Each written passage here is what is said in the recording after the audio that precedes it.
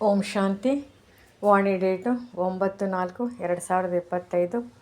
ಪ್ರಾತಃ ಮುರಳಿ. ಓಂ ಶಾಂತಿ. Bob ದಾದಾ ಮಧುಬನ.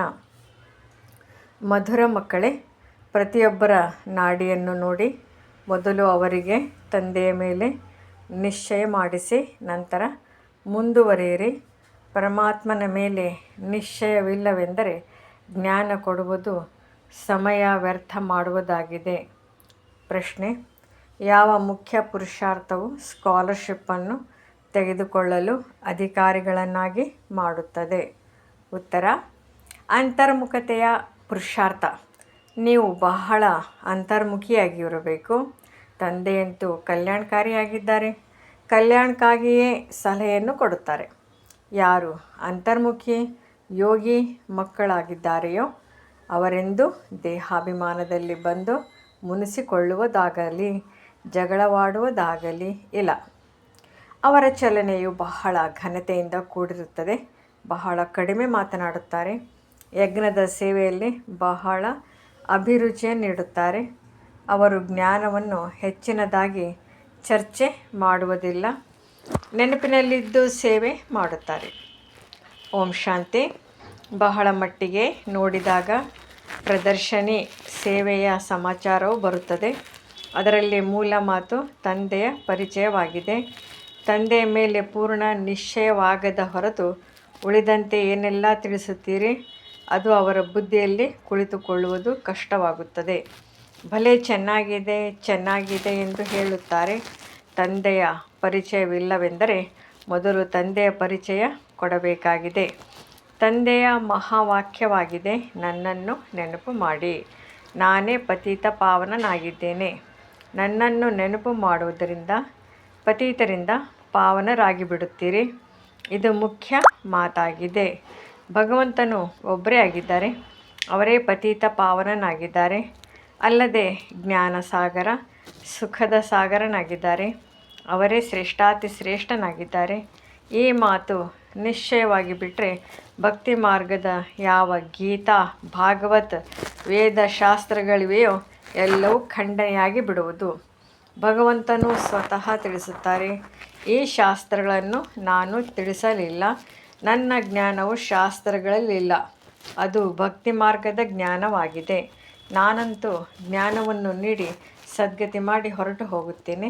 ಮತ್ತು ಈ ಜ್ಞಾನವು ಪ್ರಾಯಲೋಪವಾಗಿ ಬಿಡುತ್ತದೆ. ಜ್ಞಾನದ ಪ್ರಾರಬ್ಧವು ಮುಕ್ತಾಯವಾದ ಮೇಲೆ ಮತ್ತೆ ಭಕ್ತಿ ಮಾರ್ಗವು ಆರಂಭವಾಗುತ್ತದೆ. ಯಾವಾಗ ತಂದೆಯ ಮೇಲೆ ನಿಶ್ಚಯವು ಕುಳಿತುಕೊಳ್ಳುತ್ತದೆಯೋ ಆಗ ತಿಳಿಯುತ್ತಾರೆ. ಭಗವಾನ್ ವಾಚ್, ಇದು ಭಕ್ತಿ ಮಾರ್ಗದ ಶಾಸ್ತ್ರಗಳಾಗಿವೆ. ಜ್ಞಾನ ಮತ್ತು ಭಕ್ತಿ ಇದು ಅರ್ಧ ಸಮಯ ನಡೆಯುತ್ತದೆ. ಭಗವಂತನು ಬಂದಾಗ ತಮ್ಮ ಪರಿಚಯವನ್ನು ತಿಳಿಸುತ್ತಾರೆ. ನಾನು ಹೇಳುತ್ತೇನೆ, ಇದು 5000 ವರ್ಷಗಳ ಕಲ್ಪವಾಗಿದೆ. ನಾನು ಬ್ರಹ್ಮರವರ ಮುಖದಿಂದ ತಿಳಿಸುತ್ತಿದ್ದೇನೆ ಅಂದಾಗ ಮೊಟ್ಟ ಮೊದಲಿಗೆ ಇದೇ ಮುಖ್ಯ ಮಾತನ್ನು ಅವರ ಬುದ್ಧಿಯಲ್ಲಿ ಕುಳ್ಳರಿಸಬೇಕು. ಭಗವಂತ ಯಾರು? ಎಲ್ಲಿಯವರೆಗೆ ಈ ಮಾತು ಬುದ್ಧಿಯಲ್ಲಿ ಕುಳಿತುಕೊಳ್ಳುವುದಿಲ್ಲವೋ ಅಲ್ಲಿಯವರೆಗೆ ಮತ್ತೇನು ತಿಳಿಸಿದರೂ ಅವರ ಪ್ರಭಾವ ಬೀರುವುದಿಲ್ಲ. ಇಡೀ ಪರಿಶ್ರಮವೆಲ್ಲವೂ ಈ ಮಾತಿನಲ್ಲಿದೆ. ತಂದೆಯು ಬರುವುದೇ ಎಲ್ಲರನ್ನೂ ಸಮಾಧಿಯಿಂದ ಜಾಗೃತ ಮಾಡಲು. ಶಾಸ್ತ್ರ ಇತ್ಯಾದಿಗಳನ್ನು ಓದುವುದರಿಂದ ಜಾಗೃತರಾಗುವುದಿಲ್ಲ. ಪರಮಾತ್ಮನು ಜ್ಯೋತಿ ಸ್ವರೂಪನಾಗಿದ್ದಾರೆ ಅಂದ ಮೇಲೆ ಅವರ ಮಕ್ಕಳು ಜ್ಯೋತಿ ಸ್ವರೂಪರಾಗಿದ್ದೀರಿ. ಅಂದರೆ ನೀವು ಮಕ್ಕಳು ಪತಿತ ಆತ್ಮ ಆಗಿದ್ದೀರಿ. ಆದ ಕಾರಣ ಜ್ಯೋತಿಯು ನಂದಿ ಹೋಗಿದೆ. ತಮೋ ಪ್ರಧಾನರಾಗಿ ಬಿಟ್ಟಿದ್ದೀರಿ. ಮೊಟ್ಟ ಮೊದಲಿಗೆ ತಂದೆಯ ಪರಿಚಯ ಕೊಡದ ಹೊರತು ನಂತರ ಯಾವುದೆಲ್ಲ ಪರಿಶ್ರಮ ಪಡುತ್ತಾರೆಯೋ ಅಭಿಪ್ರಾಯವನ್ನು ಬರೆಸಿಕೊಳ್ಳುವರು ಅದೇನು ಪ್ರಯೋಜನಕ್ಕೆ ಬರುವುದಿಲ್ಲ. ಆದ್ದರಿಂದ ಸೇವೆಯೂ ಆಗುವುದಿಲ್ಲ. ನಿಶ್ಚಯವಿದ್ದಾಗಲೇ ಅವಶ್ಯವಾಗಿ ತಿಳಿದುಕೊಳ್ಳುವರು. ಬ್ರಹ್ಮರವರ ಮೂಲಕ ತಂದೆಯು ಜ್ಞಾನವನ್ನು ಕೊಡುತ್ತಿದ್ದಾರೆ. ಬ್ರಹ್ಮರವರನ್ನು ನೋಡಿ ಅನೇಕರು ತಬ್ಬಿಬ್ಬಾಗುತ್ತಾರೆ. ಏಕೆಂದರೆ ತಂದೆಯ ಪರಿಚಯವಿಲ್ಲ. ನೀವೆಲ್ಲರೂ ತಿಳಿದುಕೊಂಡಿದ್ದೀರಿ. ಭಕ್ತಿ ಮಾರ್ಗವು ಈಗ ಕಳೆದಿದೆ. ಕಲಿಯುಗದಲ್ಲಿ ಭಕ್ತಿ ಮಾರ್ಗವಿದೆ. ಈಗ ಸಂಗಮಯುಗದಲ್ಲಿ ಜ್ಞಾನ ಮಾರ್ಗವಿದೆ. ನಾವು ಸಂಗಮ ಯುಗಿಗಳಾಗಿದ್ದೇವೆ. ರಾಜಯೋಗವನ್ನು ಕಲಿಯುತ್ತಿದ್ದೇವೆ. ಹೊಸ ಪ್ರಪಂಚಕ್ಕಾಗಿ ದೈವಿ ಗುಣಗಳನ್ನು ಧಾರಣೆ ಮಾಡುತ್ತೇವೆ. ಯಾರು ಸಂಗಮ ಯುಗದಲ್ಲಿಲ್ಲವೋ ಅವರು ದಿನ ಪ್ರತಿದಿನ ತಮೋಪ್ರಧಾನರಾಗುತ್ತಲೇ ಹೋಗುತ್ತಾರೆ. ಆ ಕಡೆ ತಮೋಪ್ರಧಾನವು ಹೆಚ್ಚುತ್ತಲೇ ಹೋಗುತ್ತದೆ, ಈ ಕಡೆ ನಿಮ್ಮ ಸಂಗಮಯುಗವು ಮುಕ್ತಾಯವಾಗುತ್ತಾ ಹೋಗುತ್ತಿದೆ. ಇವು ತಿಳಿದುಕೊಳ್ಳುವ ಮಾತುಗಳಾಗಿವೆಯಲ್ಲವೇ? ತಿಳಿಸುವವರು ನಂಬರ್ವಾರ್ ಇದ್ದೀರಿ. ತಂದೆಯು ಪ್ರತಿನಿತ್ಯವೂ ಪುರುಷಾರ್ಥ ಮಾಡಿಸುತ್ತಾರೆ. ನಿಶ್ಚಯ ಬುದ್ಧಿ ವಿಜಯಂತಿ. ಮಕ್ಕಳಲ್ಲಿ ಹೆಚ್ಚಿನದಾಗಿ ಮಾತನಾಡುವ ಹವ್ಯಾಸವಿದೆ. ತಂದೆಯನ್ನು ನೆನಪು ಮಾಡುವುದೇ ಇಲ್ಲ. ನೆನಪು ಮಾಡುವುದು ಬಹಳ ಕಠಿಣವಾಗುತ್ತದೆ. ತಂದೆಯನ್ನು ನೆನಪು ಮಾಡುವುದನ್ನು ಬಿಟ್ಟು ತಮ್ಮದೇ ವಿಚಾರಗಳನ್ನು ತಿಳಿಸುತ್ತಿರುತ್ತಾರೆ. ತಂದೆಯ ಮೇಲೆ ನಿಶ್ಚಯವಾಗದ ಹೊರತು ಅನ್ಯ ಚಿತ್ರಗಳ ಕಡೆ ಮುಂದುವರಿಯಲೇಬಾರದು. ನಿಶ್ಚಯವಿಲ್ಲದಿದ್ದರೆ ಏನನ್ನೂ ತಿಳಿದುಕೊಳ್ಳುವುದಿಲ್ಲ. ಉಳಿದೆಲ್ಲವೂ ಸಮಯವನ್ನು ವ್ಯರ್ಥ ಮಾಡುವುದಾಗಿದೆ. ಅನ್ಯರ ನಾಡಿಯನ್ನು ತಿಳಿದುಕೊಂಡಿರುವುದಿಲ್ಲ. ಉದ್ಘಾಟನೆ ಮಾಡುವವರಿಗೂ ಸಹ ಮೊದಲು ತಂದೆಯ ಪರಿಚಯವನ್ನು ಕೊಡಬೇಕಾಗಿದೆ. ಇವರು ಸರ್ವಶ್ರೇಷ್ಠ. ತಂದೆ ಜ್ಞಾನ ಸಾಗರನಾಗಿದ್ದಾರೆ. ತಂದೆಯು ಈ ಜ್ಞಾನವನ್ನು ಈಗಲೇ ಕೊಡುತ್ತಾರೆ. ಸತ್ಯಯುಗದಲ್ಲಿ ಈ ಜ್ಞಾನದ ಅವಶ್ಯಕತೆ ಇರುವುದಿಲ್ಲ. ಕೊನೆಯಲ್ಲಿ ಭಕ್ತಿಯು ಆರಂಭವಾಗುತ್ತದೆ. ತಂದೆಯು ತಿಳಿಸುತ್ತಾರೆ, ಯಾವಾಗ ದುರ್ಗತಿ ಅರ್ಥಾತ್ ನನ್ನ ನಿಂದನೆಯ ಮುಕ್ತಾಯವಾಗುವ ಸಮಯವಾಗುವುದೋ ಆಗ ನಾನು ಬರುತ್ತೇನೆ. ಅರ್ಧಕಲ್ಪ ಅವರು ನಿಂದನೆ ಮಾಡಲೇಬೇಕಾಗಿದೆ. ಯಾರ ಪೂಜೆಯನ್ನು ಮಾಡುತ್ತಾರೆಯೋ ಅವರು ಪರಿಚಯವನ್ನು ತಿಳಿದುಕೊಂಡಿಲ್ಲ. ನೀವು ಮಕ್ಕಳು ತಿಳಿಸುತ್ತೀರಿ, ಆದರೆ ತಂದೆಯೊಂದಿಗೆ ತನ್ನ ಯೋಗವಿಲ್ಲವೆಂದರೆ ಅನ್ಯರಿಗೇನು ತಿಳಿಸುತ್ತಾರೆ? ಭಲೆ ಶಿವತಂದೆ ಎಂದು ಹೇಳುತ್ತಾರೆ, ಆದರೆ ಯೋಗವೇ ಇಲ್ಲದಿದ್ದರೆ ವಿಕರ್ಮಗಳು ವಿನಾಶವಾಗುವುದಿಲ್ಲ, ಧಾರಣೆಯೂ ಆಗುವುದಿಲ್ಲ. ಮುಖ್ಯವಾದ ಮಾತು, ಒಬ್ಬ ತಂದೆಯನ್ನು ನೆನಪು ಮಾಡಬೇಕಾಗಿದೆ. ಯಾವ ಮಕ್ಕಳು ಜ್ಞಾನಿಯ ಜೊತೆ ಯೋಗಿಯಾಗಿರುವುದಿಲ್ಲವೋ ಅವರಲ್ಲಿ ದೇಹಾಭಿಮಾನದ ಅಂಶವು ಅವಶ್ಯವಾಗಿ ಇರುವುದು. ಯೋಗವಿಲ್ಲದ ಅನ್ಯರಿಗೆ ತಿಳಿಸಿದರೆ ಯಾವುದೇ ಪ್ರಯೋಜನವಿಲ್ಲ. ದೇಹಾಭಿಮಾನದಲ್ಲಿ ಬಂದು ಯಾರಾದರೊಬ್ಬರಿಗೆ ತೊಂದರೆ ಕೊಡುತ್ತಿರುತ್ತಾರೆ. ಮಕ್ಕಳು ಚೆನ್ನಾಗಿ ಭಾಷಣ ಮಾಡುತ್ತಾರೆಂದರೆ ನಾನು ಜ್ಞಾನಿ ಆತ್ಮನಾಗಿದ್ದೇನೆಂದು ತಿಳಿಯುತ್ತಾರೆ. ತಂದೆಯು ಹೇಳುತ್ತಾರೆ, ಜ್ಞಾನಿ ಆತ್ಮವಂತೂ ಆಗಿದ್ದೀರಿ, ಆದರೆ ಯೋಗವು ಕಡಿಮೆ ಇದೆ. ಯೋಗದ ಮೇಲೆ ಪುರುಷಾರ್ಥ ಬಹಳ ಕಡಿಮೆ ಇದೆ. ಚಾರ್ಟನ್ನು ಇಡಿ ಎಂದು ತಂದೆಯು ಎಷ್ಟೊಂದು ತಿಳಿಸುತ್ತಾರೆ. ಮುಖ್ಯವಾದುದೇ ಯೋಗದ ಮಾತಾಗಿದೆ. ಮಕ್ಕಳಲ್ಲಿ ಜ್ಞಾನವನ್ನು ತಿಳಿಸುವ ಉಮಂಗವಂತೂ ಇದೆ, ಆದರೆ ಯೋಗವಿಲ್ಲ. ಅಂದಾಗ ವಿಕರ್ಮಗಳು ವಿನಾಶವಾಗುವುದಿಲ್ಲ.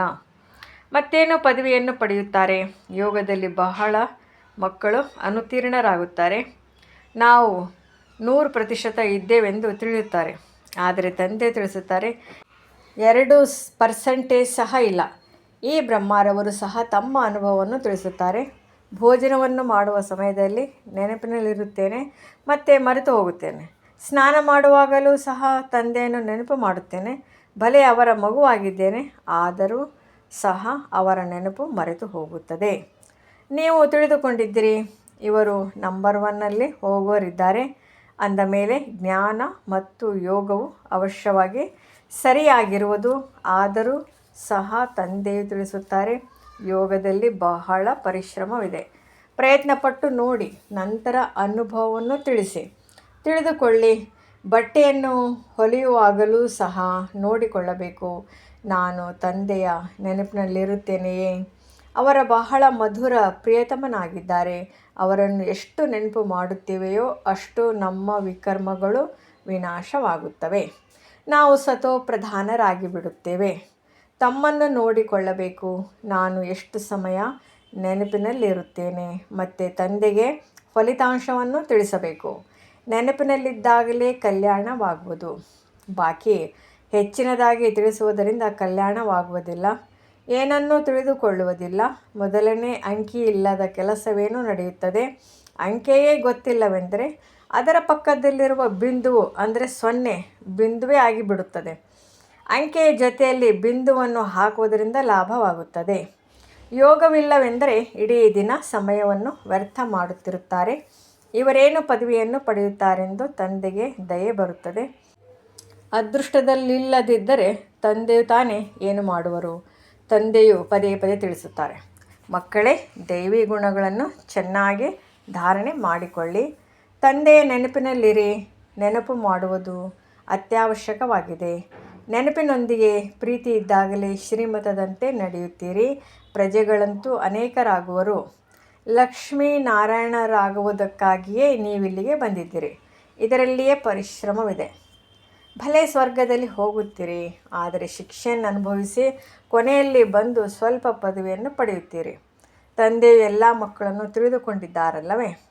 ಯಾವ ಮಕ್ಕಳು ಯೋಗದಲ್ಲಿ ಕಚ್ಚಾ ಆಗಿರುವರೋ ಅವರು ದೇಹಾಭಿಮಾನದಲ್ಲಿ ಬಂದು ಹೊಡೆದಾಡುತ್ತಾ ಜಗಳವಾಡುತ್ತಿರುತ್ತಾರೆ.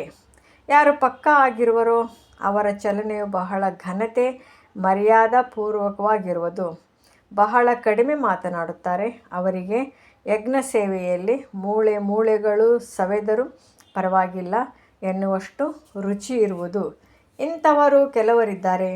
ಆದರೆ ತಂದೆಯು ತಿಳಿಸುತ್ತಾರೆ, ಹೆಚ್ಚಿನದಾಗಿ ನೆನಪಿನಲ್ಲಿದ್ದಾಗಲೇ ತಂದೆಯೊಂದಿಗೆ ಪ್ರೀತಿ ಇರುತ್ತದೆ ಮತ್ತು ಖುಷಿಯಲ್ಲಿರುತ್ತೀರಿ. ತಂದೆಯು ತಿಳಿಸುತ್ತಾರೆ, ನಾನು ಭಾರತ ಖಂಡದಲ್ಲಿಯೇ ಬರುತ್ತೇನೆ. ಬಂದು ಭಾರತವನ್ನು ಶ್ರೇಷ್ಠವನ್ನಾಗಿ ಮಾಡುತ್ತೇನೆ. ಸತ್ಯವಿದಲ್ಲಿ ನೀವು ವಿಶ್ವದ ಮಾಲೀಕರಾಗಿದ್ದೀರಿ, ಸದ್ಗತಿಯಲ್ಲಿದ್ದಿರಿ. ಮತ್ತು ದುರ್ಗತಿ ಮಾಡಿದವರು ಯಾರು? ರಾವಣ. ಯಾವಾಗ ಆರಂಭವಾಯಿತು? ದ್ವಾಪರದಿಂದ. 1 ಸೆಕೆಂಡಿನಲ್ಲಿ ನೀವು ಅರ್ಧಕಲ್ಪಕ್ಕಾಗಿ ಸದ್ಗತಿಯನ್ನು ಪಡೆಯುತ್ತೀರಿ, 21 ಜನ್ಮಗಳ ಆಸ್ತಿಯನ್ನು ಪಡೆಯುತ್ತೀರಿ. ಅಂದಾಗ ಯಾರಾದರೂ ಒಳ್ಳೆಯ ವ್ಯಕ್ತಿಗಳು ಬಂದರೆ ಅವರಿಗೆ ಮೊಟ್ಟ ಮೊದಲು ತಂದೆಯ ಪರಿಚಯವನ್ನು ಕೊಡಿ. ತಂದೆಯು ತಿಳಿಸುತ್ತಾರೆ, ಮಕ್ಕಳೇ, ಈ ಜ್ಞಾನದಿಂದಲೇ ನಿಮ್ಮ ಸದ್ಗತಿಯಾಗುವುದು. ನೀವು ಮಕ್ಕಳು ಸಹ ತಿಳಿದುಕೊಂಡಿದ್ದೀರಿ, ಈ ನಾಟಕವು ಕ್ಷಣ ಪ್ರತಿಕ್ಷಣ ನಡೆಯುತ್ತಾ ಇರುತ್ತದೆ. ಇದು ನೆನಪಿದ್ದರೂ ಸಹ ನೀವು ಸ್ಥಿರವಾಗಿರುತ್ತೀರಿ. ಇಲ್ಲಿ ಕುಳಿತುಕೊಂಡಾಗಲೂ ಸಹ ಬುದ್ಧಿಯಲ್ಲಿರಲಿ, ಈ ಸೃಷ್ಟಿ ನಾಟಕವು ಹೇಗೆ ನಿಧಾನವಾಗಿ ಸುತ್ತುತ್ತಿರುತ್ತದೆ. ಕ್ಷಣ ಕ್ಷಣವೂ ಕಳೆಯುತ್ತಾ ಹೋಗುತ್ತದೆ. ನಾಟಕದ ಅನುಸಾರವೇ ಎಲ್ಲರ ಪಾತ್ರವೂ ಅಭಿನಯವಾಗುತ್ತದೆ. ಒಂದು ಕ್ಷಣವೂ ಕಳೆಯಿತೆಂದರೆ ಸಮಾಪ್ತಿ. ಬಹಳ ನಿಧಾನವಾಗಿ ಸುತ್ತುತ್ತದೆ. ಇದು ಬೇಹದ್ದಿನ ನಾಟಕವಾಗಿದೆ. ವೈದ್ಯರ ಬುದ್ಧಿಯಲ್ಲಿ ಈ ಮಾತುಗಳು ಕುಳಿತುಕೊಳ್ಳುವುದಿಲ್ಲ. ಜ್ಞಾನವೂ ಕುಳಿತುಕೊಳ್ಳುವುದಿಲ್ಲ. ಯೋಗವೂ ಇಲ್ಲ. ಆದರೆ ಮಕ್ಕಳಂತೂ ಆಗಿದ್ದಾರಲ್ಲವೇ? ಸೇವೆ ಮಾಡುವವರಿಗೆ ಶ್ರೇಷ್ಠ ಪದವಿ ಇದೆ, ಇಲ್ಲದವರಿಗೆ ಕಡಿಮೆ ಪದವಿಯಾಗುವುದು. ಇದನ್ನು ಚೆನ್ನಾಗಿ ವಿಚಾರ ಮಾಡಿ. ಇದು ಬೇಹದ್ದಿನ ನಾಟಕವಾಗಿದೆ. ಚಕ್ರವು ಸುತ್ತುತ್ತಿರುತ್ತದೆ. ಹೇಗೆ ರೆಕಾರ್ಡ್ ಸುತ್ತುತ್ತಿರುತ್ತದೆಯಲ್ಲವೇ? ನಾವು ಆತ್ಮರುಗಳಲ್ಲಿಯೂ ರೆಕಾರ್ಡ್ ತುಂಬಲ್ಪಟ್ಟಿದೆ. ಇಷ್ಟು ಸೂಕ್ಷ್ಮ ಆತ್ಮದಲ್ಲಿ ಪಾತ್ರವೆಲ್ಲವೂ ತುಂಬಲ್ಪಟ್ಟಿದೆ. ಇದಕ್ಕೆ ಸೃಷ್ಟಿ ಎಂದು ಹೇಳಲಾಗುತ್ತದೆ. ನೋಡಲು ಏನೂ ಕಾಣುವುದಿಲ್ಲ. ಇವು ತಿಳಿದುಕೊಳ್ಳುವ ಮಾತುಗಳಾಗಿವೆ. ಮಂದ ಬುದ್ಧಿಯವರು ಅರಿತುಕೊಳ್ಳಲು ಸಾಧ್ಯವಿಲ್ಲ. ಇದರಲ್ಲಿ ನಾವು ಮಾತನಾಡುತ್ತಾ ಹೋದಂತೆ ಸಮಯವು ಕಳೆಯುತ್ತಾ ಹೋಗುತ್ತದೆ. ಅದು ಮತ್ತೆ 5,000 ವರ್ಷಗಳ ನಂತರ ಪುನರಾವರ್ತನೆಯಾಗುತ್ತದೆ. ಈ ತಿಳುವಳಿಕೆಯು ಯಾರ ಬಳಿಯೂ ಇಲ್ಲ.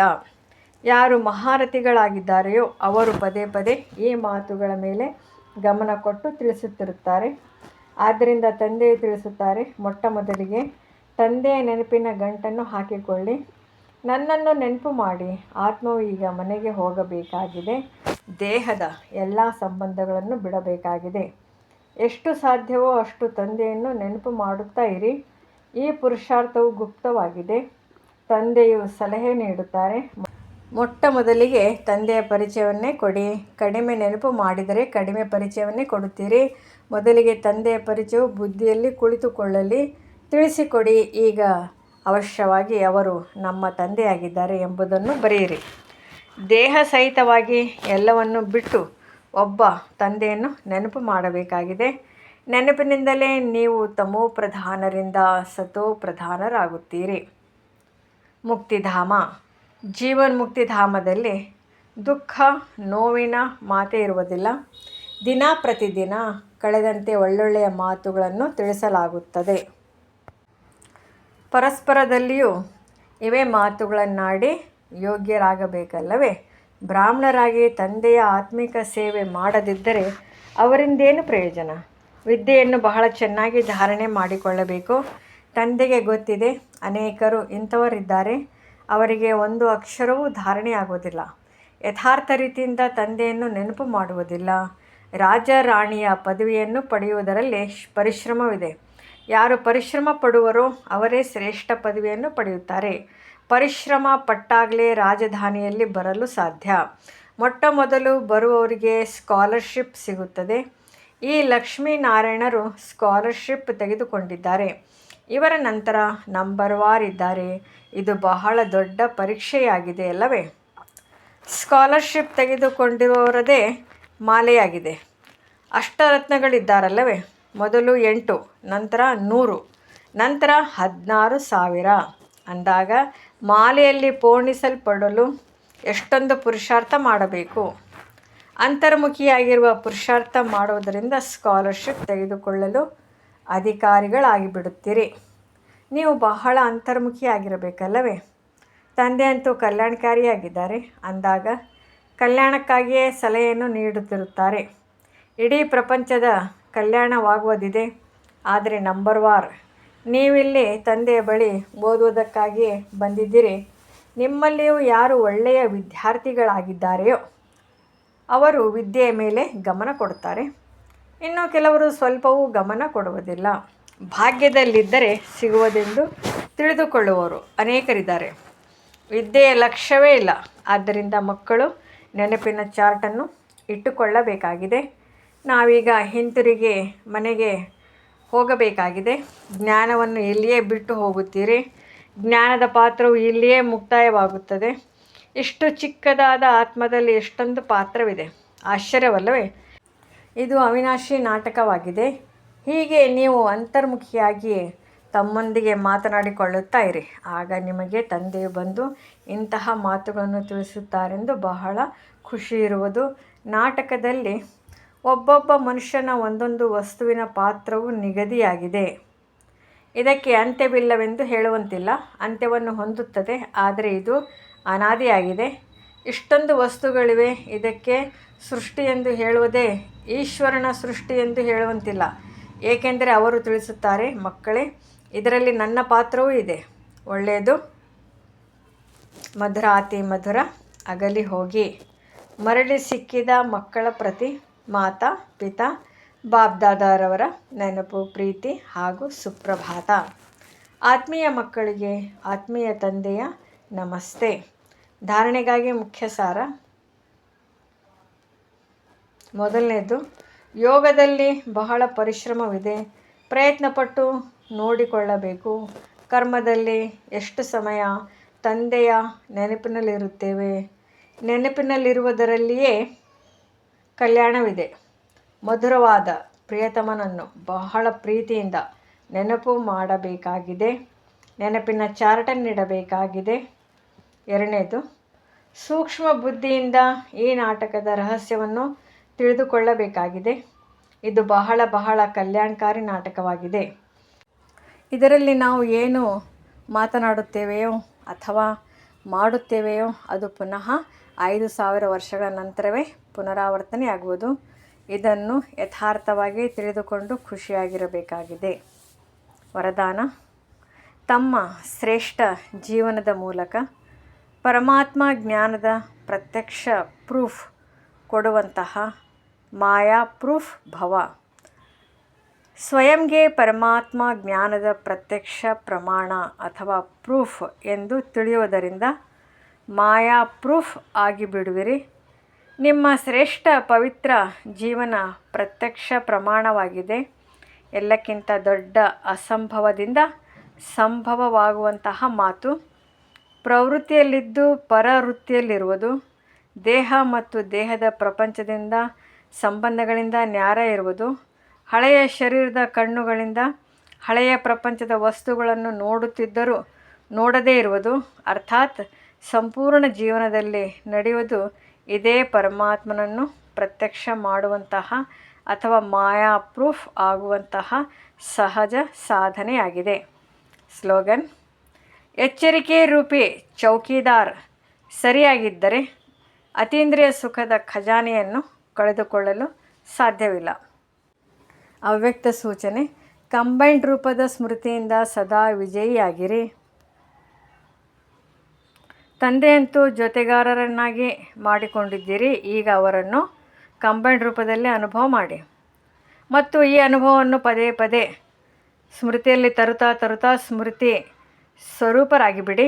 ಪದೇ ಪದೇ ಚೆಕ್ ಮಾಡಿ ಕಂಬೈಂಡ್ ಆಗಿದ್ದೇನೆಯೇ, ಬೇರೆಯಾಗಿಲ್ಲ ತಾನೇ. ಎಷ್ಟು ಕಂಬೈಂಡ್ ರೂಪದ ಅನುಭವ ಹೆಚ್ಚಿಸುವಿರಿ ಅಷ್ಟು ಬ್ರಾಹ್ಮಣ ಜೀವನ ಬಹಳ ಪ್ರಿಯ ಮನೋರಂಜನೆ ಅನುಭವವಾಗಲಿ.